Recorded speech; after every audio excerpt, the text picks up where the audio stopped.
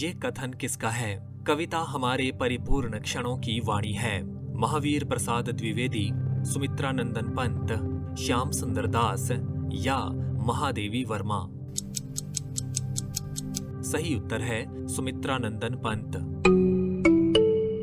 काव्य के लक्षणों या काव्य की परिभाषा के संबंध में विभिन्न विद्वानों के कथन इस प्रकार हैं। महादेवी वर्मा का कहना है कि कविता कवि विशेष की भावनाओं का चित्रण है और वो चित्रण इतना ठीक है कि उससे वैसी ही भावनाएं किसी दूसरे के हृदय में आविर्भूत होती हैं। जयशंकर प्रसाद का कथन है, काव्य आत्मा की संकल्पात्मक अनुभूति है जिसका संबंध विश्लेषण, विकल्प या विज्ञान से नहीं है।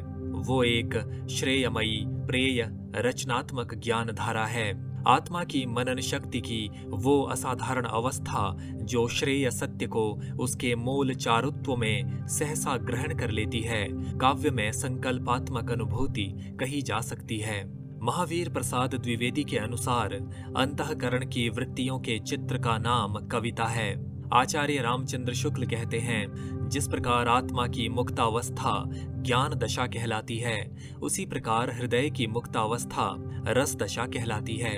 हृदय की मुक्ति की साधना के लिए मनुष्य की वाणी जो शब्द विधान करती आई है, उसे कविता कहते हैं। इस साधना को हम भाव योग कहते हैं और कर्म योग और ज्ञान योग के समकक्ष मानते हैं। शुक्ल जी का एक और कथन इस प्रकार है, कविता ही मनुष्य के हृदय को स्वार्थ संबंधों के संकुचित मंडल से ऊपर उठाकर लोक सामान्य भाव भूमि पर ले जाती है, जहां जगत की नाना गतियों के मार्मिक स्वरूप का साक्षात्कार और शुद्ध अनुभूतियों का संचार होता है।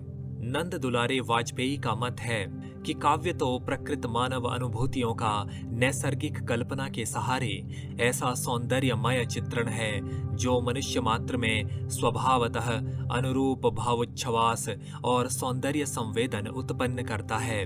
इसी सौंदर्य संवेदन को भारतीय पारिभाषिक शब्दावली में रस कहते हैं। डॉक्टर नगेंद्र का मत है कि रसात्मक शब्दार्थ ही काव्य है और उसकी छंदोमयी विशिष्ट विधा आधुनिक अर्थ में कविता है। आपके लिए प्रश्न है, ये अंग्रेजी के किस विद्वान का कथन है? Poetry is at bottom a criticism of life.